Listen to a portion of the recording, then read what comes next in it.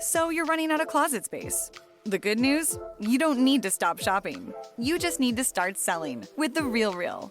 The RealReal is the world's largest and most trusted resource for authenticated luxury resale. Whether it's that mini bag that can't even fit your phone, or those boots you never fully broke in, The RealReal handles everything from photography and copywriting to shipping and pricing. So you can just sit back, get paid, and make room for things that actually feel like you.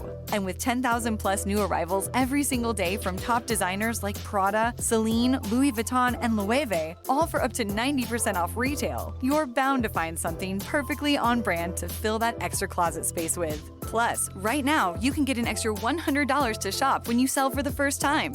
Make room for what feels like you. Go to therealreal.com to start selling and get your extra $100 to keep shopping at therealreal.com. That's therealreal.com. Terms apply.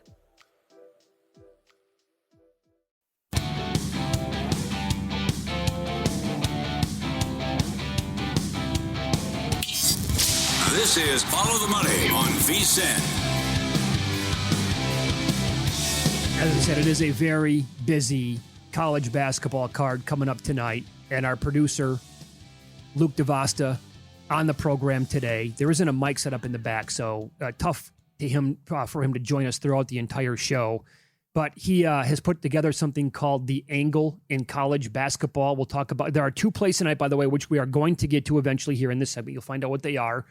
But do I have this right? It's 35-10 last 40. Well, basically 45 plays since you noticed this. Yeah, 35-10 ATS since I first noticed it, which was back on January 20th was the first day I really started tracking, noticing that this was hitting at a rate that was interesting. So that was the first day, January 20th. And I do have a little story about that because we talked about it on the show. We actually did mention that this angle was involved in a couple of games that day. It was Kent State and Missouri. Kent State was taking on Miami, Ohio. Missouri was taking on Georgia. Both of those teams were, we should have faded. But I bet them, went 0-2, and realized this thing might be pretty strong. So I actually started fading it. Oh, I see. Okay. So you started January 20th. The college basketball season starts right away in November. I wonder what the results were for the first two months of the entire year. Yeah. I mean, because a lot of the reason I found this was through putting together the info on the rundown, because Mitch was the one who put these sites into my sphere, kind of the Ken Palms, the Bart Torvik's, the Haslametrics. But I didn't have the subscription for Ken Palm.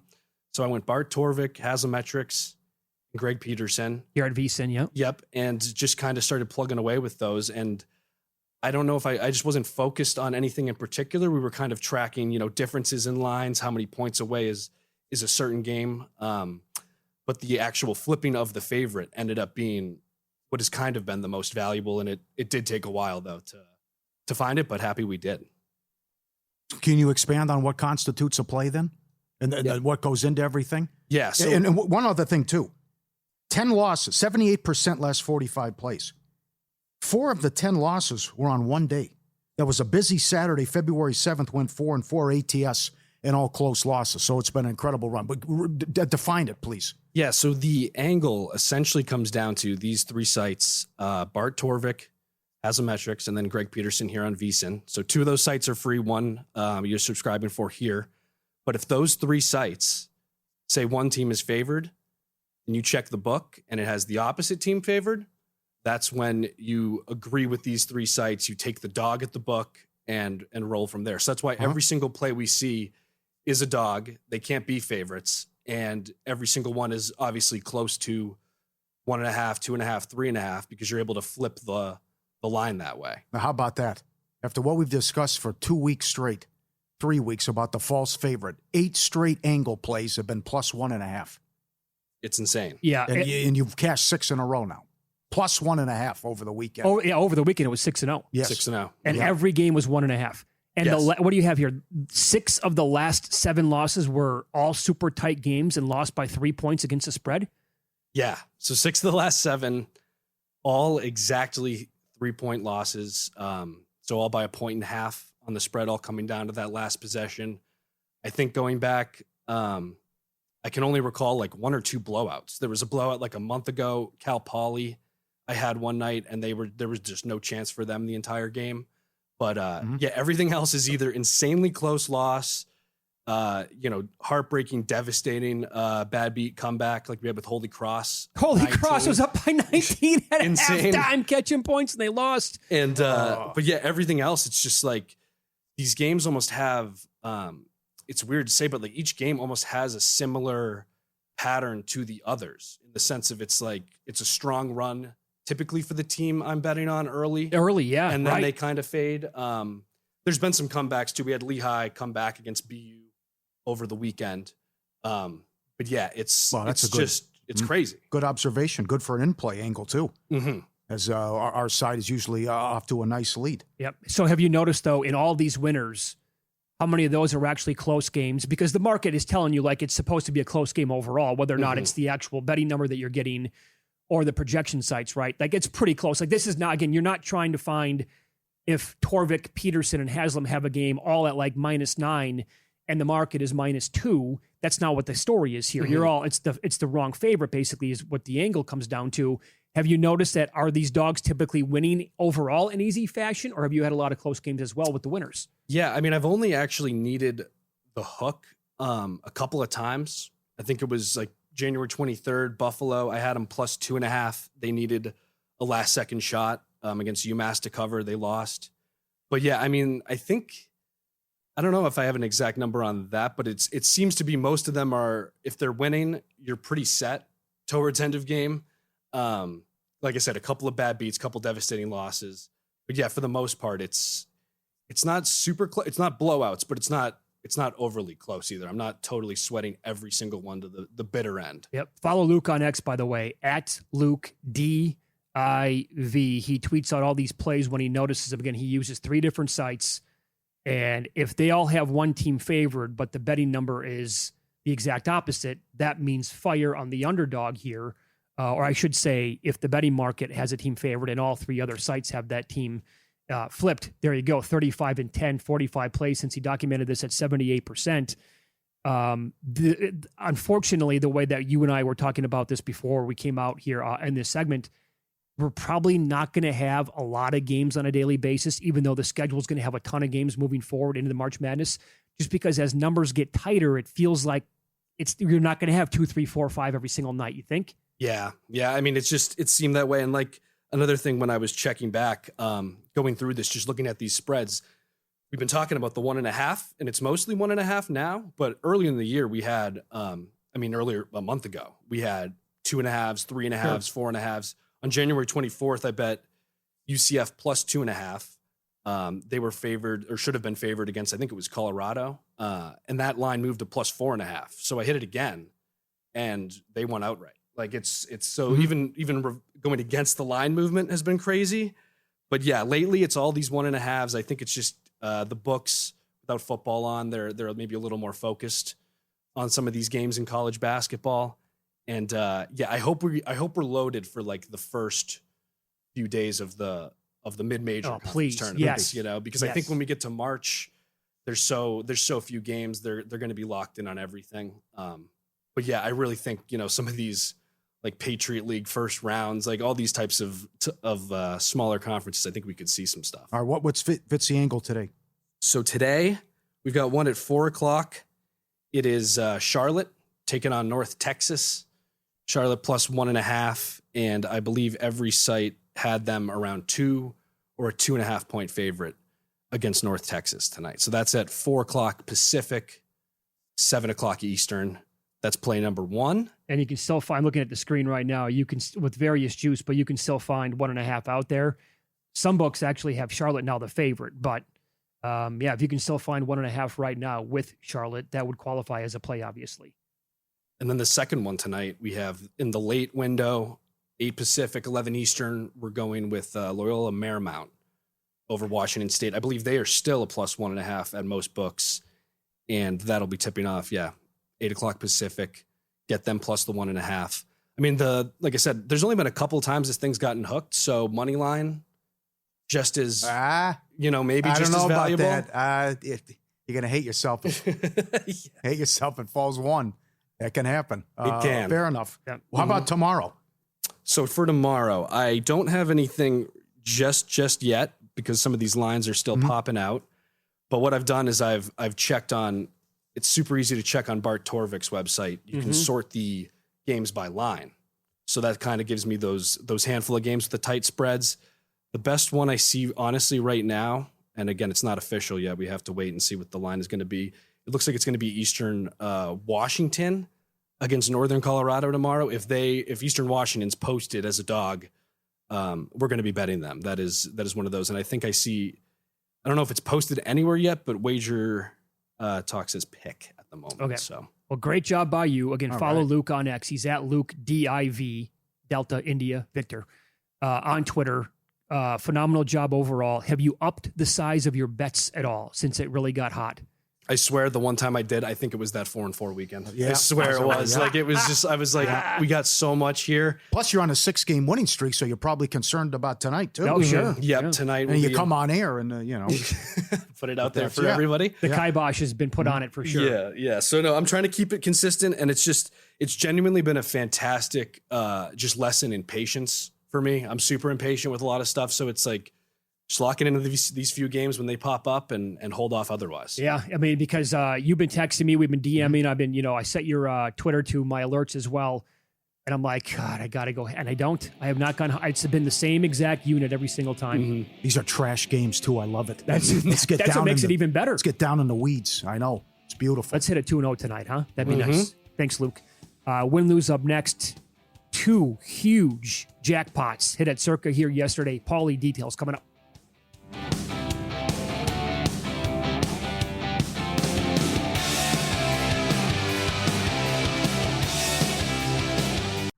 You're here because you want an edge. That's what separates listeners from winners. But let's be real, mindset alone doesn't get bets home. Pros win because they've got the tools, the data, and the discipline. And now so can you. VSiN Pro gives you access to the same real-time insights the sharps use. No secrets, no fluff, just actionable info that moves markets. Tap the link and see why serious bettors are turning knowledge into profit with VSiN Pro. So you're running out of closet space. The good news? You don't need to stop shopping. You just need to start selling with The RealReal. The RealReal is the world's largest and most trusted resource for authenticated luxury resale. Whether it's that mini bag that can't even fit your phone, or those boots you never fully broke in, The RealReal handles everything from photography and copywriting to shipping and pricing. So you can just sit back, get paid, and make room for things that actually feel like you. And with 10,000 plus new arrivals every single day from top designers like Prada, Celine, Louis Vuitton, and Loewe, all for up to 90% off retail, you're bound to find something perfectly on brand to fill that extra closet space with. Plus, right now, you can get an extra $100 to shop when you sell for the first time. Make room for what feels like you. Go to therealreal.com to start selling and get your extra $100 to keep shopping at therealreal.com. That's therealreal.com. Terms apply.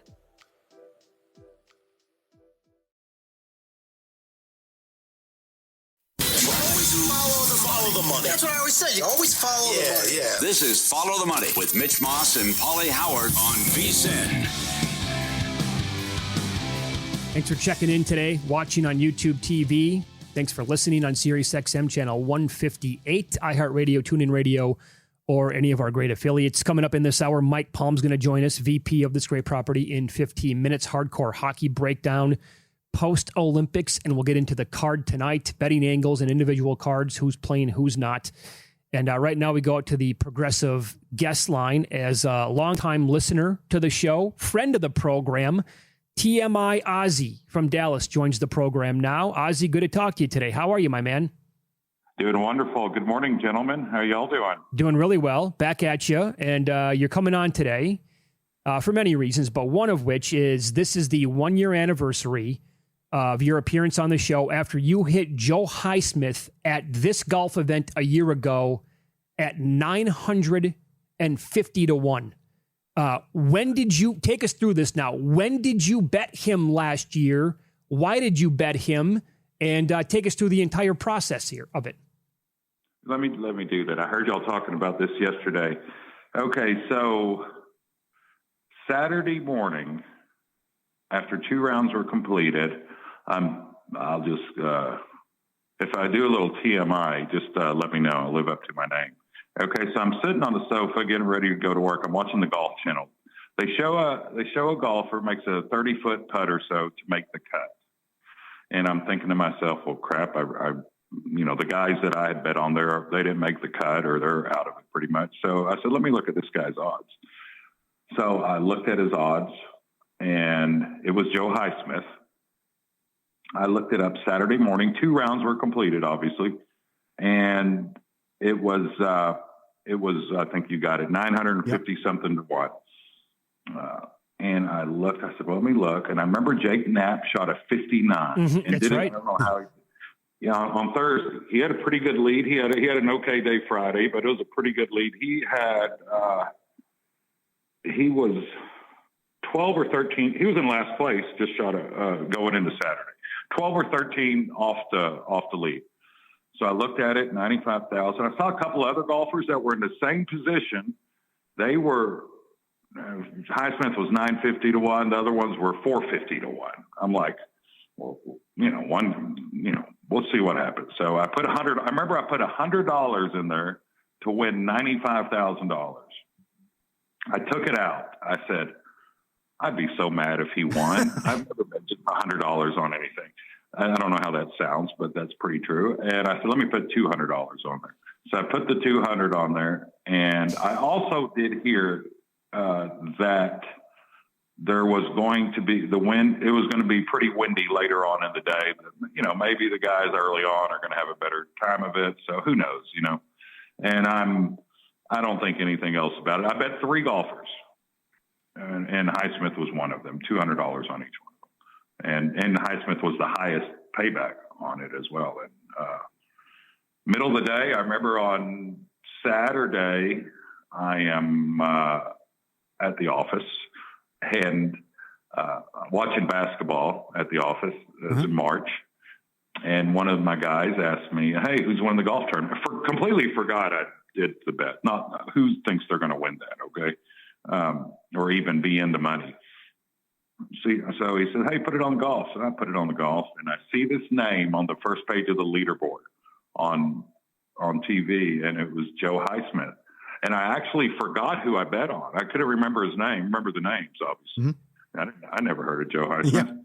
Yeah. And I said, that name sounds familiar. So I look it up in my phone, who I bet. And I said, then I had to look and see if there's more than one Highsmith. Sure. That's right. Well, he was 3 or 4 shots off the lead. He had finished. The other guys were taking off, middle of the day, and the wind had kicked in. And by the day when Saturday was over going into Sunday, he was just 2 or 3 shots off the lead. Oh, and wow. And he, I would tell you, Jake Knapp, I remember on Sunday, there's a hole there that's a par 3 that's on an island surrounded by water. And I forgot 10th or 11th hole somewhere on that course. And Jake Knapp went in the water twice on Sunday. Highsmith took the lead and he never looked back. Incredible. He goes back to back. Goes back to back 64s. And what makes it even better, correct me if I'm wrong, he's only had 1 top 20 since the win? Correct. Since the win. I hit lightning in the bottle. Yeah. And one of the other guys that I bet on was Max McGreevy. He finished 2 shots off. And you had him at 450 to 1? I had him at, it wasn't in 950, but it was 450 or 500 to 1. Yeah. Tell us a little bit about yourself and why you like this bombs away philosophy and you look for the long shots. Well, my philosophy, it only takes 1. Okay. And they do come in, like, for instance, for golf. If I did my bets this week, I'll give you a few of the ones that I'm doing. One is Andrew Putnam, 150 to 1. So I do more of I really do love these golf tournaments, the Cognizant, the ones in the summer, the John Deere, the Rocket Mortgage, the smaller tournaments, because I think anybody can win. It's more likely a bomb's going to come in. And let's say everybody's got a different bankroll, but I'm just talking. Say I do a bigger bet on to win and a very small bet on top 10. I figure on top 10, I just want to get my money back and a little bit more. Let's say he doesn't win, but he comes in top 10. Mm-hmm. For instance, I had Jacob Bridgman 2 weeks ago, which really makes me upset. I had him 2-3 weeks in a row. I think I sent you those, Paulie, Bridgman. Yes. And I had him 500 to win 75,000 or so at the, not this last tournament, but Pebble Beach. But I only bet him 100 to win 1,000 or so top 10. I just do the top 10 to cover my original bet. I really want to hit the ball. I'm not that interested in making top 10 money. Okay. If it can cover my original bet, now winning the top 10 doesn't really, I don't know how this sounds, doesn't really move the needle for me. But that big bomb does, let me tell you. Damn right. Damn right. How long have you had this philosophy? Say that again? How long have you had this philosophy in all sports betting, just going bombs away? I would say 2020, 2021. I used to do a lot of minus $2, minus $3, maybe parlay them together and maybe come back on even money. You know, of course, they look like no-brainers. Of course, this guy's going to win and this guy's going to win, and it never happens. And you know, in every sport, the upset happens, and they happen every day. Yeah. You've got to be on the right one, and it only takes one. Only takes one. You recently cashed a first-round leader. How are you playing first-round leaders, and if you have a strategy you use there? First-round leaders, I love first-round leaders. I do not place a first-round leader bet till Tuesday afternoon. That's when I start looking at them when the tee times come out. I only go on early tee times, the early guys. I don't know why, but it happens to always work out that way. I don't know if it's the greens are softer, the course is easier, or whatever it is. Of course, if there's weather, that changes things. You know, if it's going to be windy in the morning. But for instance, on this course, there's no serious weather coming. But the earlier tee times, it seems like those guys that are teeing off early get off to the course plays easier for them. I will tell you this, and you don't know this, and I'm not going to mention names. I was talking to a professional PGA golfer today, and he has played on the tour for the last 10 years, won a tournament in the last 5 or 6 years. And he was here, and I was visiting with him, and he knows what I like to do. He knows about the golf bets. And he asked me, show me who you got. And I showed him 4 or 5. We were talking about the first round. He agreed with me 100% on the first round. I goes, oh, yeah, plays much easier.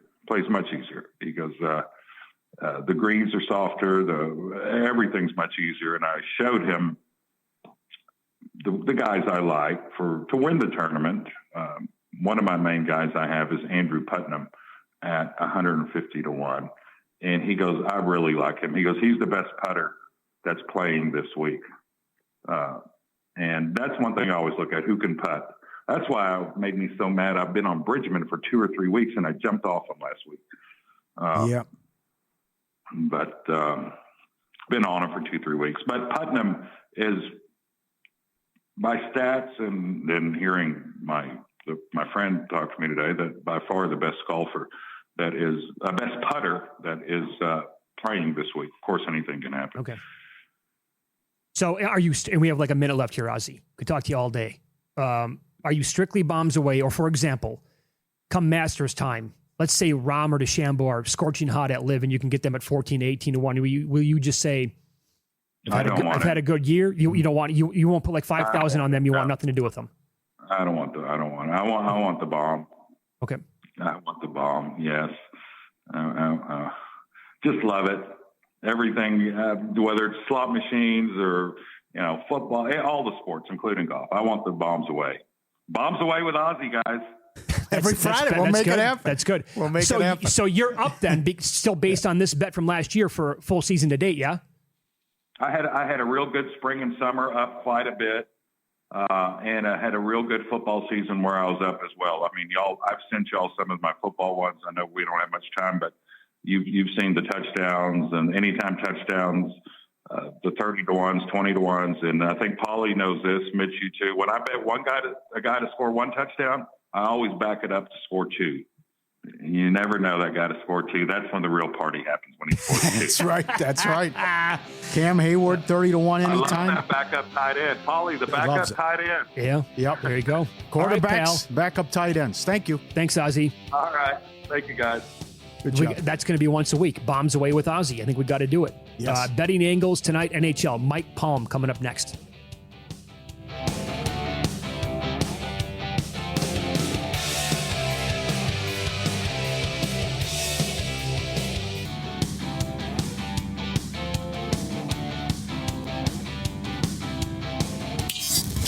This is Follow the Money on VSiN.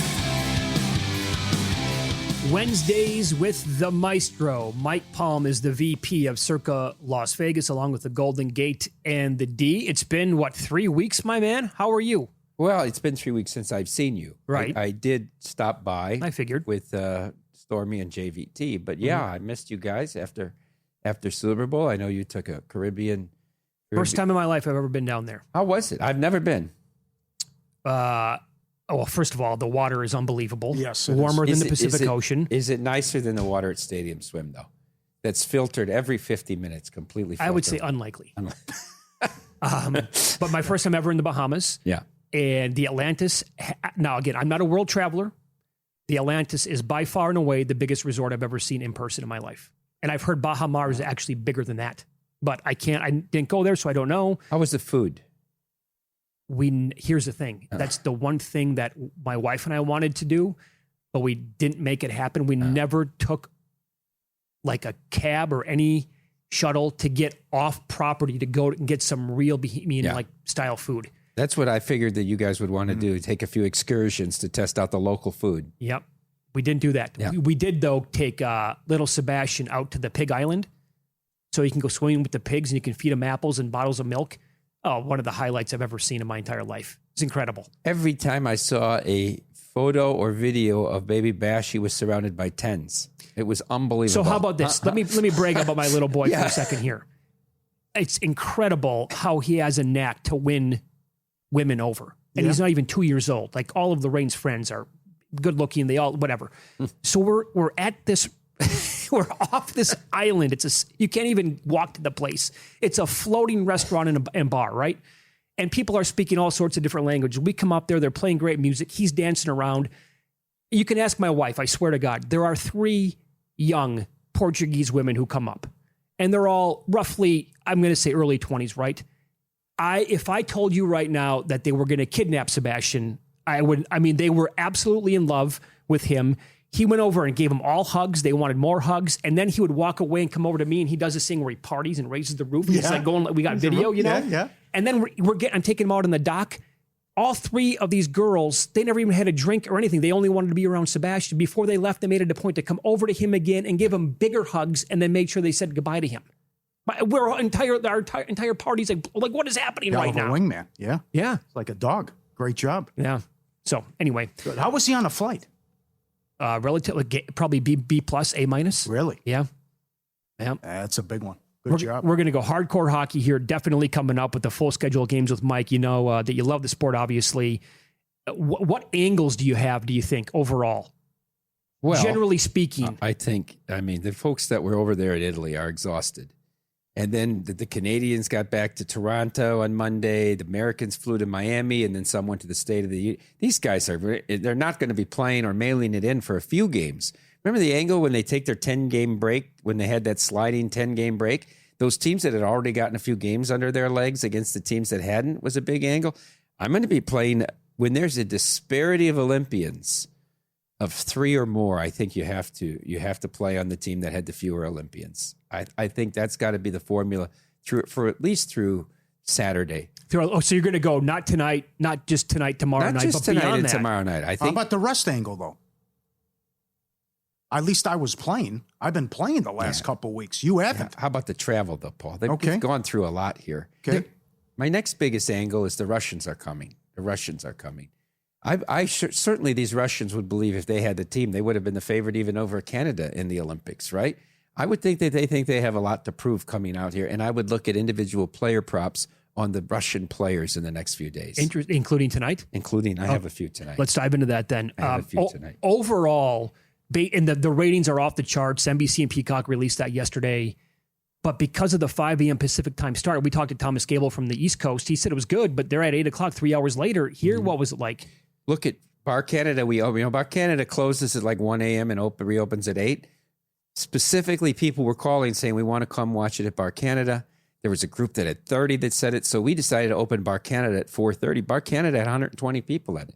They said there were around 150 people here just sitting on the sides at the book watching the match. I mean, I got up. I had my alarm at 5. Sure. Set it. My son wanted to watch the game as well. So look, they were up against it. It's 2:10 there, and then the whole closing ceremonies was coming up. The whole thing was wrapped up, right? I mean, I don't know really how they could have done it. Obviously, the women being able to play in midday was much better. But because the hockey ended the whole Olympics, I thought it was tough, and I didn't think they had a lot of options. Do you think and it's in France in 4 years? Mm-hmm. So similar part of the world, obviously. Should they move the men's gold medal hockey match up to Saturday and so they can play it at a better time? Rather play it Saturday night and get it a better time for which most likely going to be the North American competitors. You'd think it's going to be Canada and the USA again. Right. And so don't do it on Sunday morning. Then you could just get it out of the way on Saturday and then have the closing ceremony. I think the International Ice Hockey Federation will do what they want to do, regardless of what they care about the TV viewing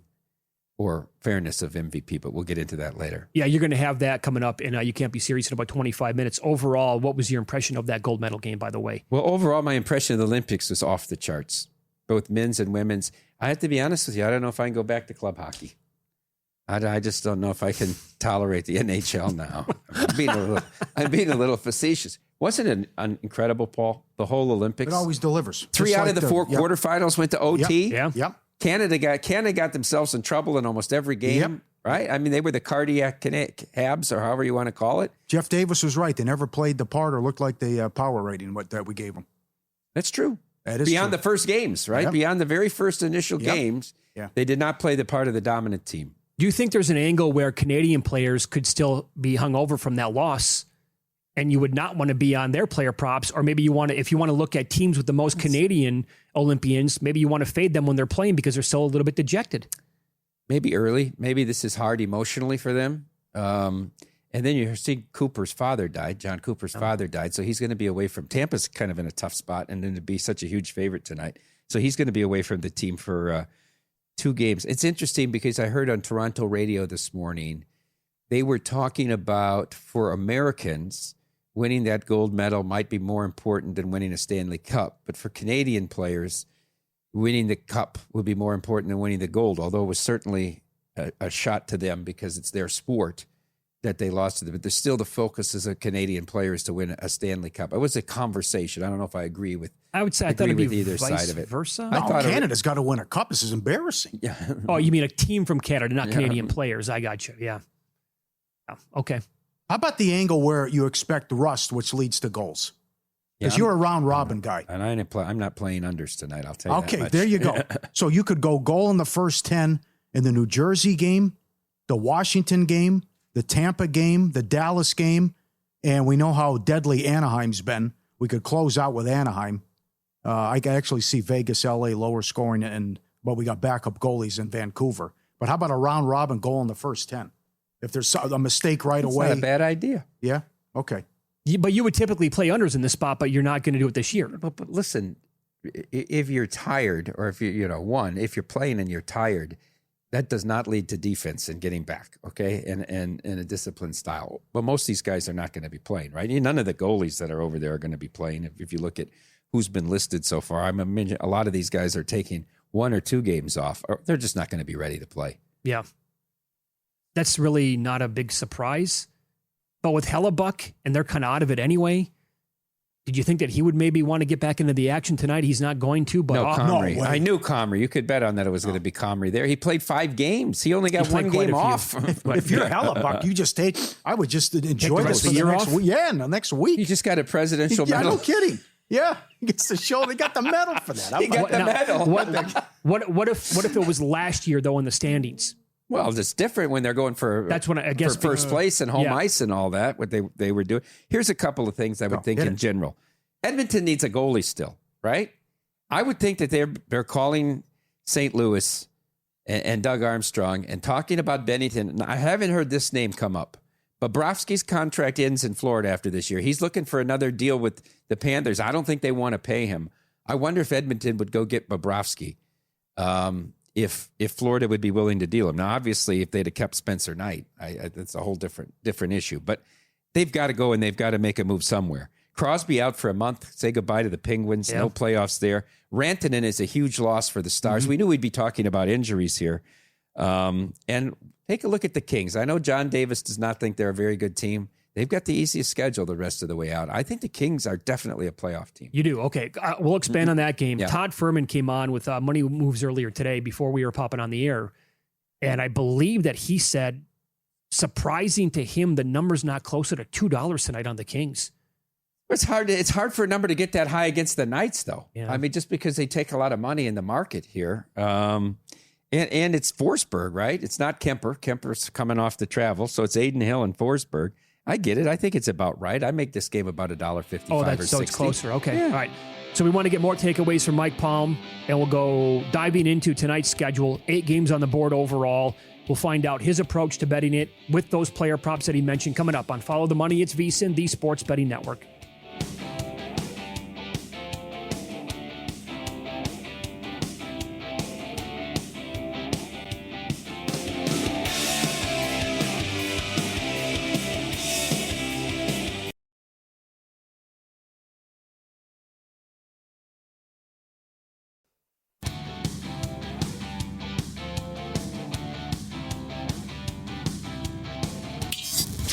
This is Follow the Money on VSiN.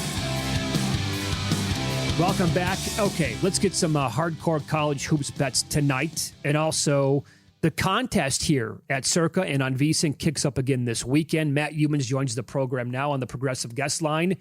Matt, can you share the details? I know Paul Stone's the defending champ. What else do you have to share about the contest beginning tomorrow night or Friday night? Paul Stone's going to be back. By the way, I was driving across town listening to your show today, and I heard you telling a story about your son, who's he's about 2 years old, and he's a ladies' man, right? Yeah, true. And I could hear the envy in Paul Howard's voice, and all I could think of was Paul and Shauna have been together for a long time now. Paul, I think it's about time you had a kid so you and Mitch can trade stories. That's 5 million to 1. Yeah, she said there's no way that's happening. Okay. Yep. Is that right? Yeah. Store's closed. That's it. No doubt about it. Okay. Well, the Circa College Hoops Challenge is going to start Friday night, but it really starts Saturday morning because Circa puts out the overnight lines for college hoops at about 6 o'clock on Friday. So that's not really compatible with our 4 to 7 p.m. show. So we're going to leave the website open all night for entrants to put in their plays. And Tim Murray's going to announce all the plays on his Saturday morning show. Very nice. At around 8 o'clock. So we'll send all the plays out by VSiN Pro email, and they're all going to be on the website. But they're going to be up Saturday morning before the games start because we have to give people a fair amount of time. And basketball contests just really don't work with a Friday night show because the overnight numbers don't come out soon enough. But Paul Stone, the defending champ, is going to be back. David Deneen, former Cal Poly sharpshooter, the champ 2 years ago, he's back in the tournament. Will Hill from VSiN, who won the inaugural tournament in, I guess would have been 2023. So all 3 former champs are back. And, hey, we got the Circa Friday Football Invitational winner, Chris Massaro, is going to be in, and he's trying to pull off the rare double nobody's ever pulled off, winning both handicapping tournaments in the same year. We have professional underwear model Dustin Sweetelson, and we have the GOAT of first touchdown props, Ryan Kramer. Good. So we got 15 handicappers, a bunch of VSiN guys, and you're going to get 5 best bets each week. This is going to go for 8 rounds and 45 plays. It's going to go all the way through the Monday night national championship game. Excellent. What do you think tonight in half an hour? It's rare that Patino's catching this type of number. Well, what do you think of UConn 5.5 against St. John's? I don't play too many favorites. I played 4 sides in college hoops last night, and all 4 were dogs. But I'm playing the favorite here. And I laid 5 with UConn last night. When I watched the game between these teams on February 6th at the Garden, I circled it that night and said, when these teams play again, I'm going to bet UConn. I was hoping the number was actually going to come out a little bit shorter. I was hoping for maybe 3.5 or something like that here. But I laid 5 last night, and I think this number's high for a reason. Hurley has lost 3 in a row to Pitino. Mm-hmm. You know that eats at him, and you know he wants to stop that streak tonight. And Hurley actually plays 9 guys, 9 pretty good players. This UConn team's deep. That loss to Creighton last week was a head-scratcher. I get it. When I saw the score, I couldn't even believe the UConn lost that game to Creighton. But, you know, sometimes that happens. Look, Michigan struggled at Penn State. Michigan struggled with Minnesota last night. So you're going to have off games. I think you're going to have a fully focused favorite here, highly motivated by their coach. UConn did bounce back with a win at Villanova over the weekend. And in that first meeting, the reason I circled it is I felt like UConn kind of got effed by the officials in that game. The free throw edge was plus 17 for St. John's, and it was 22 for 31 from the line for the Johnnies and 5 for 12 for UConn. And I think you're going to see kind of a reversal of that tonight. And even though this St. John's team has not lost since January 3rd and won 13 in a row, look at the opponents. Not a real impressive list of opponents. I think UConn wins and possibly wins big tonight. Ooh. Okay, fair enough. Okay, as you said, you like to bet dogs. This is maybe the exception. UConn laying the 5 there against St. John's. Are you fading one of, if not the hottest teams in the entire country, the defending champion Florida Gators on the road against Texas? Okay, so when I sent you that email last night, I was looking to bet Texas here, and 7 was my target number. It was pretty much 6 across the board. And I thought, well, I'll sleep for a couple of hours when I wake up. This number is certainly going to be 7 somewhere, and I can bet it. And it actually went the other way. It went down to 6, 5.5. So I have not played it. I do want to play Texas here, but I'm probably going to live bet this game. We talk about this a lot. If you don't get the number you want pregame, be patient. Just sit back. You know, you can watch 5 minutes, and I might be able to get Texas plus 8.5, right? Or something like that. So I do want the Texas side here, but I'm not taking the number because I wanted at least 7. All right. Is that right now, guys? 7 at Circa? Yeah, it looks like maybe 7 at Circa. 7 here now. at Circa right now. All right. So the last time you were on, we talked about the Utah State-New Mexico game, and you made an excellent point about it. Scary to lay 1.5. It's like they're begging you to take the favorite and the false favorite here, and it seemed, and Utah State blew them out. Well, here it is again. The Aztecs now have played themselves off the bubble, losing 2 in a row. They're a 1.5 at home to Utah State. What do you think? So I bet San Diego State as a pick 'em last night. The Aztecs have lost 2 in a row, and obviously you can talk about must wins all you want for teams trying to get in the tournament. That's not much of a handicapping angle for me. It's just the first time these teams played, I thought the Aztecs outplayed them for a majority of the game and blew it late and ended up losing that 71-66. They're not playing their best ball right now, but how many times have you seen San Diego State lose 3 in a row, right? This is the type of game that Steve Fisher, Brian Dutcher always win. Utah State has actually not been very good on the road. I put a small bet on the Aztecs at Pick'em last night, and it's only a small bet because the line is suspicious to me. Yep. I made San Diego State a 3-point favorite here. When I saw this, I said, okay, something's not right. So I'm a little bit hesitant to make this play, but I did make it on the Aztecs. And by the way, Magoon Guath, their big man, who's a rim defender, he's not playing a lot of minutes, but he is back. So I think the Aztecs are at full strength tonight, too. I never thought of it until you said it on that show. Teams laying 1.5, 2.5 have been absolutely pathetic. And they usually get blown out when you go back and look. How about Wisconsin and Oregon? What do you think of Wisconsin on the road laying a short number? Okay, so I don't love recommending moneyline parlays on favorites, but I'm going to play whiskey on a moneyline parlay tonight. And just because I don't trust Badgers laying the points here. Oregon's been playing better since Nate Biddle came back. And Biddle's made a difference. I mean, he's a guy who does a little bit of everything for that Oregon offense, and he's actually pretty good post defender, too. So with Biddle back, the Ducks are not as pathetic as they were before. In fact, they were very competitive and had a shot to beat Purdue on the road as about an 18-point dog a couple weeks ago. I love the way Whiskey's playing in general. Draw a line through the blowout loss at Ohio State. I think this Whiskey team is playing at a really high level.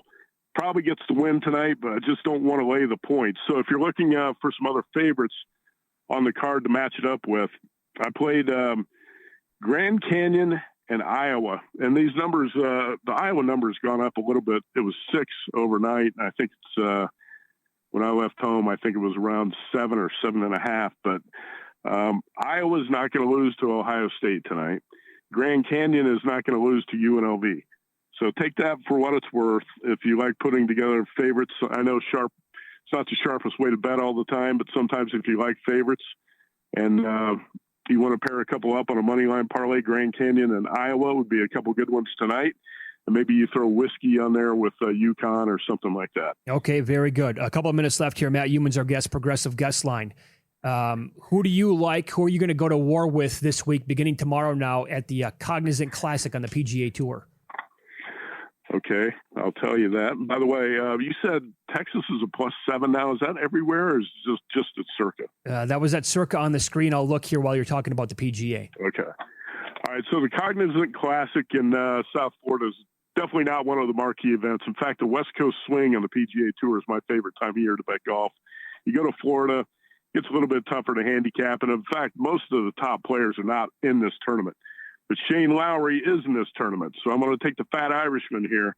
He's got 3 top 5s in the past 4 years in this tournament, and he finished 11th last year. But 4 years in a row, he's been in the hunt to win this tournament. He's done everything but win it. International players have fared well on this course. So I played Lowry at 19-1, also played Lowry top 10 at +230. And I think that's probably a pretty good bet there, considering the guy's been 11th or better 4 years in a row. So Shane Lowry, top 10 +230. That's the only bet I'm going to have on this golf tournament. Okay, very good. It looks like, by the way, tons of steam coming in the Gators before tip. FanDuel's up to 7.5, Matt. Really? Well, let me tell you this about steam. Don't let steam scare you away if you like a side. You guys realize what happened. You probably talked about what happened last night with UCF and BYU. Oh, yeah, absolutely. Oh, crazy. I took UCF +11.5 overnight, thinking that was a pretty good number. It gets steamed all the way up to 14, and I'm sitting there doing the show with Hoops Peterson last night thinking, well, I must be screwed on this. Somebody knows something about BYU, and then UCF blows their doors off. So don't let the steam scare you away if you like a play. Well said. I'm searching right now if maybe somebody's out for Texas. I can't find anything right now, so just must be that's coming in. Thanks, Matt. Good luck tonight. Thank you. You bet. Thanks. Best bets coming up in Pocket Plays on Follow the Money. It's VSiN, the Sports Betting Network.